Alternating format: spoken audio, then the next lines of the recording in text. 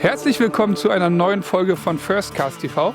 Heute wollen wir euch zeigen, wie man im Winter mit Hardbaits angelt, weil das ist eine absolut unterschätzte Angelei und das ist das, was wir heute machen, oder? Jo, wir erklären euch alles rund um Hardbaits, wie wir sie fischen, warum wir sie fischen und hoffentlich fangen wir dabei ein paar schöne Barsche. So sieht's aus. Also bleibt dran. Jetzt geht erstmal das Boot ins Wasser, fahren wir zum Spot und dann fangen wir gleich an mit den Erklärungen. Also, bis gleich!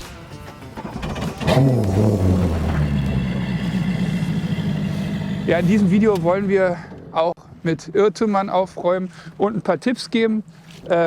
Was man aber sagen kann, viele unterschätzen diese Angelei im Winter. Jetzt, wir wissen, heute wird sicherlich ein sehr schwieriger Tag. Wir werden nicht viele Fische fangen.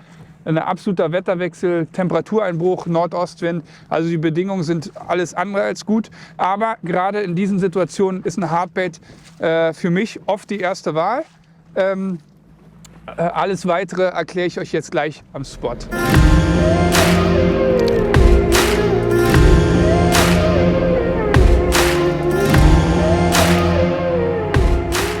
Welchen Hardbait angelt man denn eigentlich? Also jetzt die klassischen Unterschiede, Twitchbait und Crankbaits. Crankbaits sind eigentlich Köder, die man nur durchleiert und schnell führt oder beziehungsweise im Sommer sehr gut funktionieren. Die sind oft auftreibend, das möchte ich im Winter nicht haben. Ich möchte im Winter die Möglichkeit haben, wirklich richtig langsam zu fischen. Deshalb nutze ich Twitchbaits, die Suspending sind. Das ist ganz wichtig im Winter, weil ich will den auch wirklich mal stehen lassen, ohne dass er schnell zur Oberfläche auftreibt oder ohne dass er sinkt. Der soll in der mittleren Wassersäule wirklich stehen bleiben, damit der Barsch schön in der Ruhephase den Köder attackieren kann. Also suspendende Twitchbaits sind die Wahl Nummer 1 im Winter. Hier habe ich eine Box für mich entdeckt von Plano.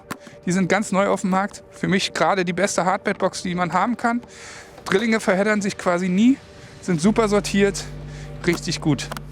Ich hoffe, da geht was, aber ich habe schon gesagt, es sind echt schwierige Bedingungen. Wir wissen auch von anderen, dass hier eigentlich gar nichts geht. Die haben gerade alle nichts gefangen. Ein Barsch, 0 Barsche, das ist so das Tagesergebnis. Naja, wir gucken, ob wir es besser machen können. Ihr werdet es erfahren. So, die Farbe wechsle ich jetzt. Ich fange jetzt erstmal ein bisschen natürlicher an. So, Vecchi montiert noch. Ich mache gleich mal mein First Cast. First Cast TV. Da muss eigentlich gleich ein Fisch kommen. Mal gucken, ob das auch so ist. Ihr seht schon, ich führe den wirklich langsam. Lasst den zwischendrin immer stehen. Und beim Twitchbait-Angeln ganz wichtig, in die schlaffe Schnur schlagen, damit er schön nach links und rechts ausbricht. Und dann aber in der Pause Fühlung aufnehmen wieder, damit ihr wirklich merkt, falls ein Biss kommt. Man kann immer mal auch wieder ein bisschen schneller angeln, aber ich würde erstmal so anfangen. 1, 2, 3 Twitches, 1, 2 Sekunden stehen lassen, 1, 2, 3 Twitches, 1, 2 Sekunden stehen lassen und so würde ich erstmal angeln. Ja, ich muss zugeben, ich habe Twitchbaits lange Zeit keine Beachtung geschenkt, aber spätestens als die Testphase für den Mad Max begonnen hat und Dustin einen großen Barsch nach dem anderen damit fangen konnte, wurde auch ich davon überzeugt. Und mittlerweile kann ich einen Twitchbait im Winter nicht mehr wegdenken. Und ich hoffe, wir können euch heute hier den einen oder anderen schönen Hardbait-Barsch präsentieren, auch wenn die Bedingungen wirklich alles andere als leicht sind. Wir geben unser Bestes und wenn was passiert, seid ihr mit dabei.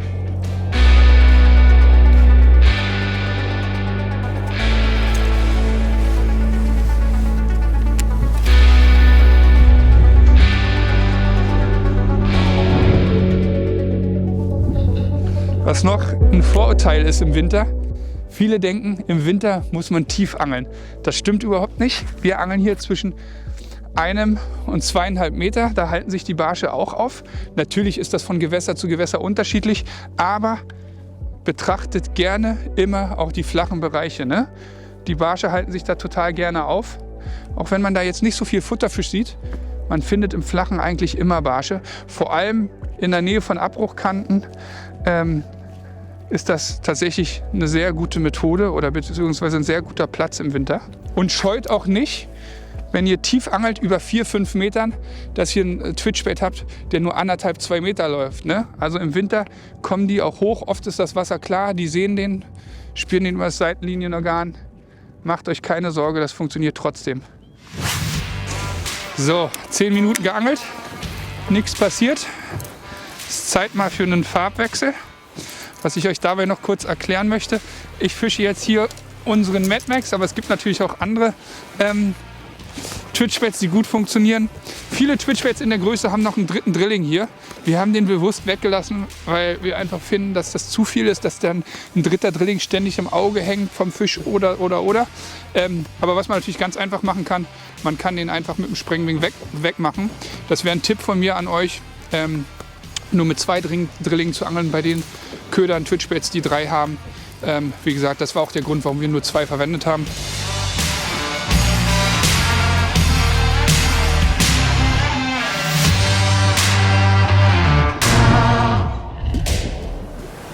So, gerade ein Köderwechsel und im ersten Wurf. Ersten Wurf auf einen neuen Köder. Ich hoffe, der ist ein bisschen zu leicht für einen Hecht, für einen Barsch. Bestimmt ein Hecht. Ja, das ist ein Hecht. Ah, schade. Egal, es beweist, die Schade. Twitchbaits funktionieren gut. Und Ja. eingemünzt. Gerade gewechselt, weil ich dachte, ich muss ein bisschen greller hier gehen. Wasser ist relativ trüb. Habe auf unseren Mad Max den Fire Tiger gewechselt. Leider nicht der erhoffte Barsch. Habe das schon beim Kämpfen gemerkt. War zu ruhig. Die Schüttler am Anfang, die Kopfschüttler haben gefehlt. Ein dicker, kleiner Winterhecht. Kannst du mal die Brille richten kurz bitte? Oh ja.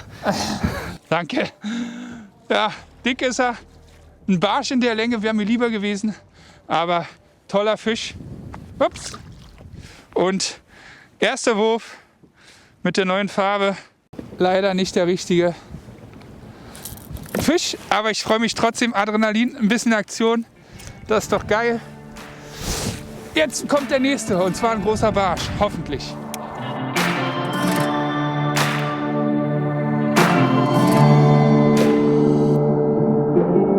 Aber zumindest ein bisschen Aktion, das ist schon mal gut. Fisch, Fisch, Fisch, Fisch, Barsch. Ah, dicker Zander. Oh, der hat ihn schön im Stehen, ist er reingeknallt. Boah, Yes! Mega, der ist schön. Der Wurf danach. Ein Wurf danach, das sind. Im Stehen ist er reingeknallt. Ich habe den stehen lassen. Da ist der reingepfeffert. Boah, ein richtig der schöner ist richtig Fisch, schön. ey. So, wie man sieht, alles außer Barsch, aber das ist ein 75er Zander. Auch auf dem Twitchbait im Winter, im Flachen. 1,9 Meter. Das, was für Barsch gilt, gilt auch für Zander. Angelt nicht zu tief. Manchmal macht es echt Sinn, mit der Farbe zu spielen. Ich habe jetzt echt lange geangelt und dachte dann, ey, es ist so trüb hier. Entweder ich nehme schwarz oder Fire Tiger und Fire Tiger raufgemacht. 2 Würfe, 2 Bisse, so darf es weitergehen. Nur mit Barsch.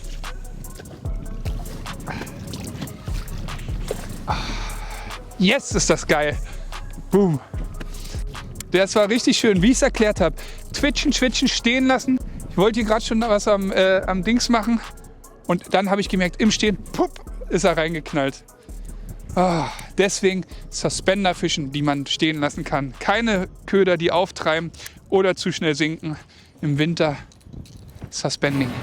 Ja, mega. Das hat gerade die Farbe gewechselt und dann 2 Würfe, 2 Fische. Besser geht's wohl nicht. Geil, freue ich mich. Das motiviert.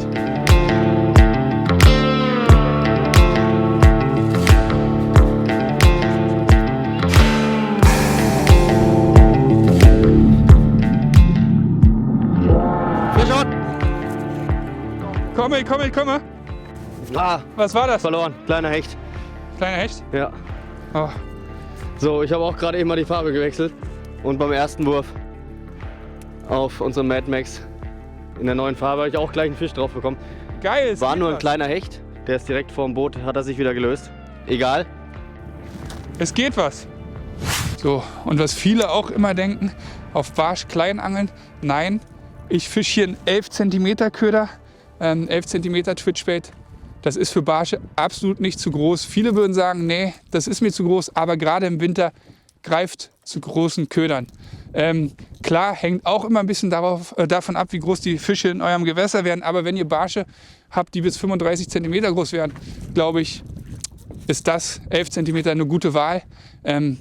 Pauschal kann man das natürlich nie sagen, aber im Winter greife ich eher mal zu großen Ködern.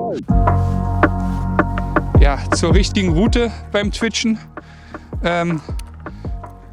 ist so ein bisschen, was ihr bevorzugt. Ich mag Casting lieber, wirft sich besser mit solchen Ködern. Und ich finde, man kann ihn dann besser twitchen, aber Spinning geht natürlich genauso. Was wichtig ist, nimm nicht zu steife Routen, nicht zu schwere Routen. Das ist hier jetzt eine Nace One 18 Gramm. Die hat ein bisschen Spitzenaktion, hat trotzdem ein starkes Rückgrat. Für mich eine sehr gute Route zum Twitchen. Wir müssen natürlich nicht eine Nace One nehmen, aber nicht zu schwer. Ich würde sagen, bei solchen großen Twitch-Baits, die 11 cm sind, ist so eine 18 Gramm Route oder 20 Gramm Spinning optimal. Und wichtig, nicht zu langen Griff, weil der stört euch sonst beim Twitchen. Wenn ihr einen schönen kurzen Griff habt, dann ist das optimal.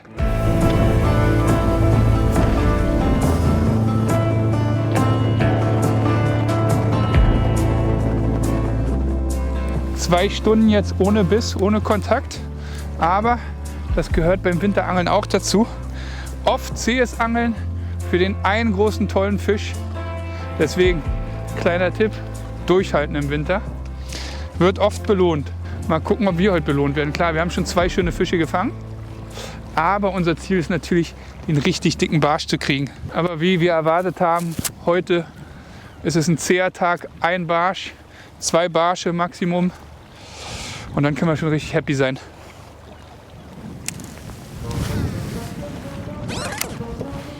Oh, deine Sonnenbrille. Oh, ja gut. So, angefüttert haben wir auch.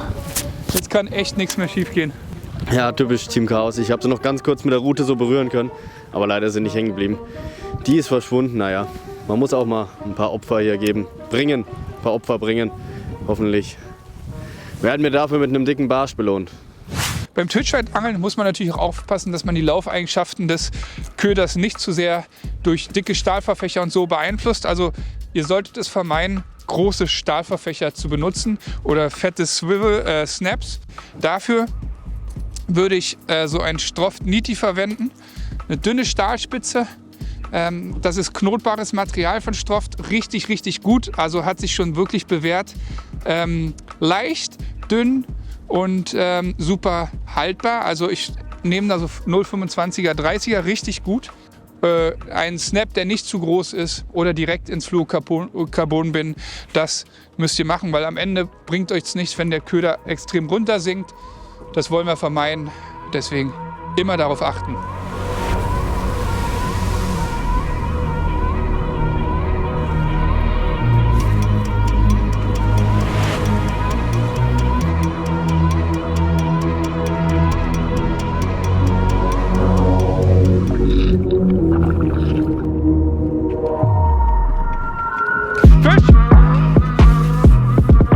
Schöner Barsch.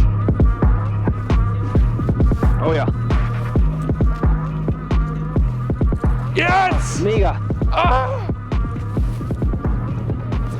Boah, endlich machst du das Spotlock rein. Ja, hab ich schon. Oh! Boah, endlich. Der eine Fisch, den wir fangen, da ist er. Oh! Ja! Durchhalten hat sich wieder gelohnt. Ich hatte gerade einen Biss, Vecchi hatte einen Biss und jetzt ist er endlich eingestiegen. Oh, guckt euch diesen wunderschönen Barsch an.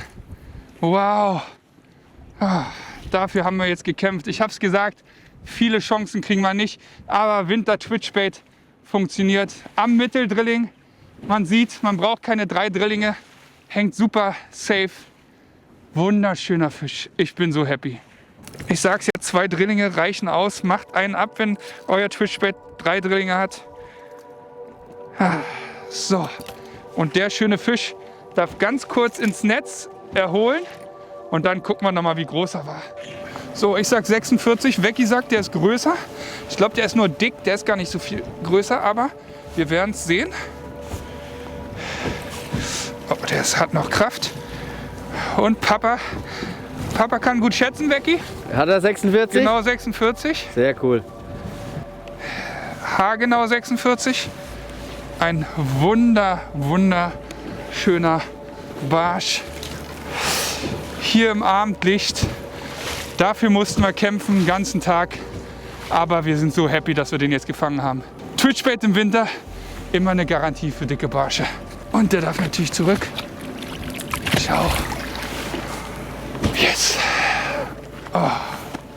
Ein Fehlbiss und kurz danach kam er. Mad Max on fire. Ja, mega. Mit dem Barsch hat der Dustin jetzt schlussendlich das Triple voll gemacht und wir haben unser Ziel erreicht. Wir angeln jetzt noch eine Stunde und ich gebe mein Bestes, damit ich euch auch noch einen Barsch präsentieren kann. Falls nicht, haben wir trotzdem bewiesen, Twitchbait im Winter funktioniert. Ihr glaubt gar nicht, wie happy ich bin, wenn man den ganzen Tag so kämpfen muss für den Barsch. Also wir haben wirklich 5, 6 Stunden ohne Barschbiss geangelt. Und dann kommt er, das ist eine wirkliche Erleichterung. Und wir haben ja auch noch ein bisschen Zeit. Wir können also doch noch einfangen. Das wäre natürlich cool. Gegen Abend, so als kleine Faustregel für mich, das muss aber nicht immer stimmen, werde ich immer ein bisschen schneller und aggressiver, weil ich das Gefühl habe, abends werden die Fische immer ein bisschen aktiver. Funktioniert ganz gut, hat hier auch funktioniert.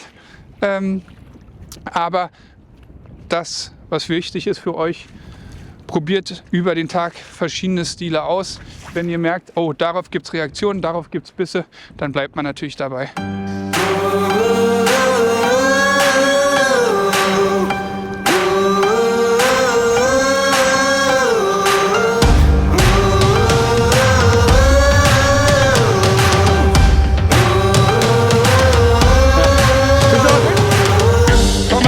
Komm mal. Guter Barsch.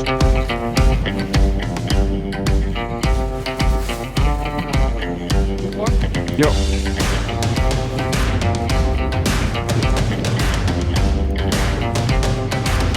Der kleinste Barsch, den ich je gesehen habe. Ja, Aber hat sich ein bisschen größer angefühlt. Ja, Egal, Endschneider. Und auch ich habe mein Twitchbait Spaß im Winter bekommen. Sehr geil, freue ich mich. mega. Das wird der Hammer 38 vielleicht. Ja, egal. Schöner Geil. Fisch. Ich präsentiere euch kurz. Schwere Geburt, aber auch ich konnte einen schönen Barsch fangen. Ganz so klein ist er gar nicht. Ende 30, aber ich bin happy. Geil. Und wie Dustin vorhin noch gesagt hat, keine Angst vor großen Ködern. Ja, weil wenn man sieht, der Fisch hat 35 cm und trotzdem hat er sich so einen großen Köder reingepfiffen. Geil, Becky, schön. Sehr geil.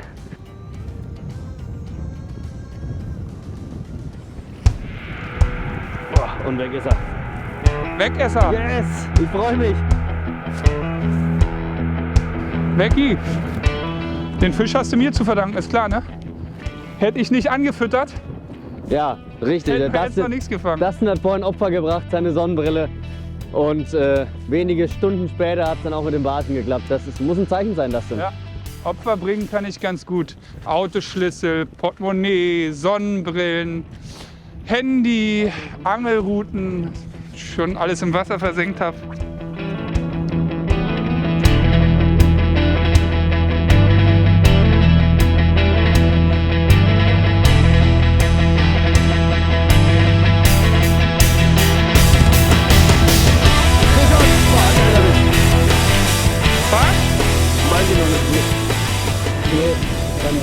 Kleiner Hecht.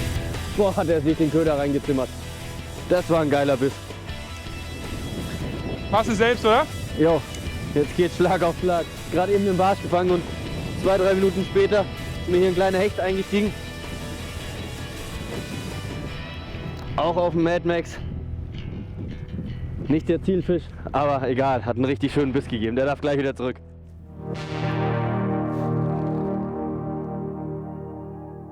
Es war doch noch geil, wie wir gesagt haben, ganz schwerer Tag. Es gibt einen Fisch und Wow. den haben wir beide gefangen, also einen Barsch. War eine ganz andere Folge für euch.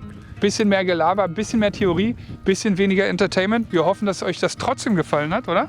Ja, und wenn ihr noch irgendwelche Fragen rund ums Twitchen habt, gerne in die Kommentare schreiben. Dustin steht Rede und Antwort. Ja, du auch. Will er die Arbeit wieder auf mich abwälzen? Nein, aber wenn ihr Fragen habt noch dazu, wenn wir irgendwas vergessen haben, was ihr wissen wollt, schreibt es in die Kommentare. Und wie immer, uns würde es ganz doll freuen. Ganz toll freuen. Es würde uns sehr freuen, wenn ihr unseren Kanal. Jetzt ist vorbei hier. Es würde uns sehr freuen, wenn ihr unseren Kanal abonniert, ein Like gibt dem Video und kommentiert wie immer. Wir sehen uns nächsten Sonntag. Haut rein, bis dann. Ciao.